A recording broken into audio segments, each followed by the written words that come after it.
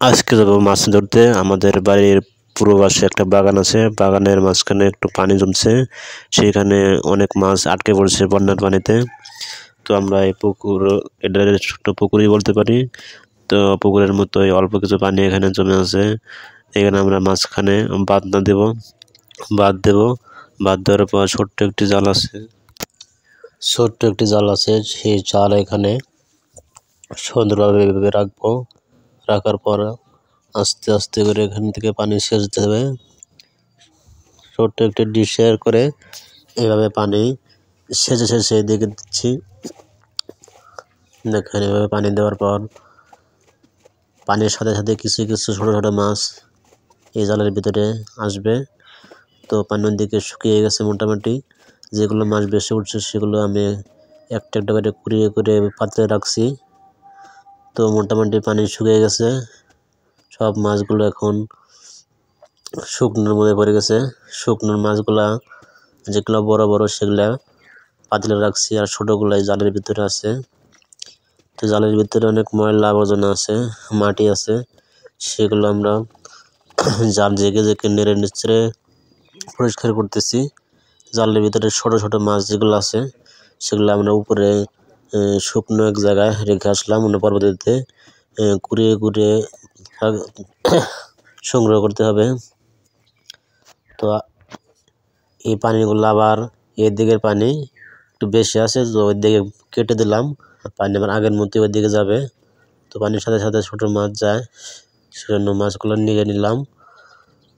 এই পাতাটা আবার শক্ত করে বাঁধ দিলাম। এখন আবার এই দিকের পানি ওই দিকে দেওয়া হবে একইভাবে, একই নিয়মে। তো এখানে জাল রাখলাম, এই ছোট্ট জালে মূলত ছোট ছোট মাছ যেগুলো আছে সেগুলো যাতে পানির সাথে না যায়, সেগুলো এই পানি এখানে দেব, পানিও যাবে, এই মাছগুলো জালের ভিতরে আটকা পড়বে। তো এভাবে ছেঁচা শুরু হলো।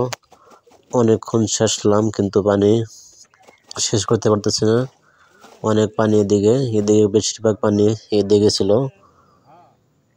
তো অনেকে রাস্তাতে যাচ্ছে আর অনেকে জিজ্ঞেস করছে যে বড় বড় মাছ না ছোট ছোট মাছ। দেখতে পাচ্ছেন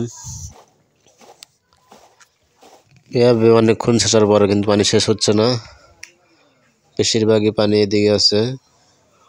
তো ছেঁচতে থাকি, দেখি কতক্ষণ লাগে।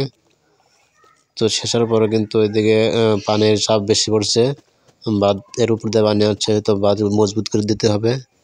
তো বাঁধ মজবুত করে দেওয়া হচ্ছে যাতে করে পানি আরো পানি দিতে হবে, ওইদিকে পানি যাতে না আসে।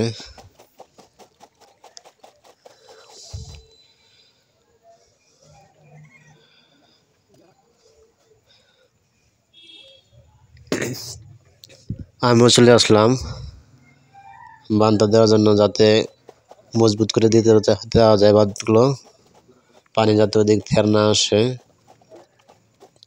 অনেকগুলো ছোট ছোট বড় বড় মাছ বেশি উঠছে, এদিকে পানি কমা শুরু হচ্ছে, সেজন্য মাছগুলো বেশি উঠছে। সেই মাছ ধরা শুরু করছি আমি, ওইদিকে মাছ ধরে ধরে পাত্রে রাখছি, আর এদিকে অল্প কিছু পানি আছে, পানি শেষের দিকে। তো এখন মাছগুলো বেশি উঠছে, যেগুলো বড় বড় সেগুলো শুধু ধরা হচ্ছে, ছোট ছোটগুলা ওই জালের ভিতরে পানির সাথে আছে। মাছ প্রায় ধরা শেষের দিকে, এখন মাছ বেশি নাই। তো আমি এদিকে পান্তাটা একটু মজবুত করে দিতেছি যাতে করে এখনো ভেঙে না আসে। এখনো ভেঙে আসলে কিন্তু এখানে আরো অনেকগুলো মাছ আছে পানির সাথে, সেগুলো মাছ পানির সাথে মিশে যাবে। তাই আমি একটু মজবুত করে দিতেছি এটুকু পানি ছেঁচার জন্য।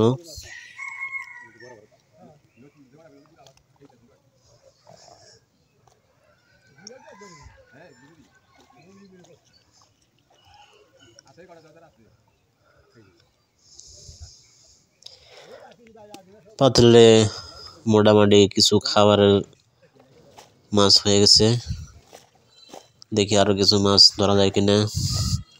তো পানি শেষ হয় না, আরো কিছু পানি আছে।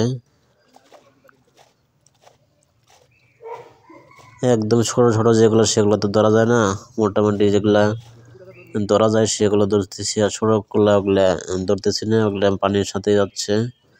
তো যেগুলো বড় বড় দেখা যায় ওগুলা খুঁজে খুঁজে ধরতেছি, ধরে পাতিলে রাখতেছি।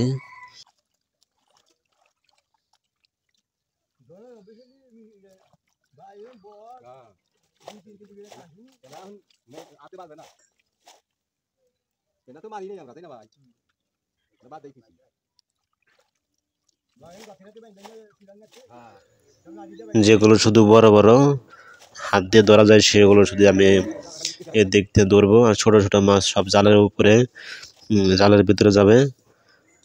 তো তাই আমি যেগুলো বড় বড় সেগুলো হাত দিয়ে ধরছিলাম, ধরে ধরে পাতলে রাখছিলাম। আর ছোট ছোটগুলো ওগুলা ধরার প্রয়োজন নেই, ওগুলা ধরাও যাবে না, যাতে অনেক ছোট ছোট মাছ সেগুলা জালের ভিতরে পানির সাথে যাচ্ছে। আর বড় মাছগুলা হাত দিয়ে ধরা হচ্ছে, হাত দিয়ে ধরে ধরে দেখে দেখে হাত দিয়ে ধরে ধরে পাতলে রাখছি। পানি একদম শেষ হয়ে গেছে, এখন মাছ ধরার সময় হয়ে গেছে। যেগুলো মাছ বড় বড় ছিল সেগুলো এখন দেখা যাচ্ছে। কিছু কিছু অল্প পানি থাকার কারণে মাছ পুরোপুরি দেখা যাচ্ছে। তো আমি দু একটা যা আছে সেগুলো খুঁজে খুঁজে সব তুলে ফেললাম, আর মাছ নাই, সবগুলো তোলা হয়েছে। এখন শুধু পানি এই দিকের বান্দার পানি আছে সবগুলো এখানে কেটে দিলাম, যেহেতু এখানে ছোট ছোট মাছ আছে সেগুলো আমরা ধরতে পারি নাই, সেগুলো পানির মধ্যে থাকুক, পানিতে থেকে যদি তারা বাঁচতে পারে ভালো। তো সুন্দরভাবে কেটে দেওয়া হচ্ছে যাতে পানি আগের মতো হয়ে যায়, বান্দা সুন্দরভাবে কেটে দেওয়া হচ্ছে। পানি এখন দেখেন আগের মতো হয়ে গেছে। দেখেন আমরা এইগুলো মাছ এখান থেকে ধরলাম, এগুলো হচ্ছে বড় বড় মাছ, আর এগুলো একদম ছোট ছোট মাছ, একদম ছোট মাছ আর একদম বড় বড় মাছ।